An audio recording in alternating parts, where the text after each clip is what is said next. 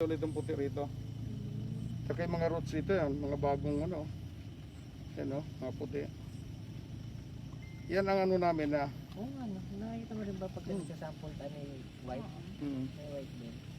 So tingnan ninyo, para ma-observe din ninyo, yung claim namin is, bukod sa maraming sprout, matigas, malinis, at siyempre pag naghangin, hindi siya basta-bastang na. Sa lodging din. Oo.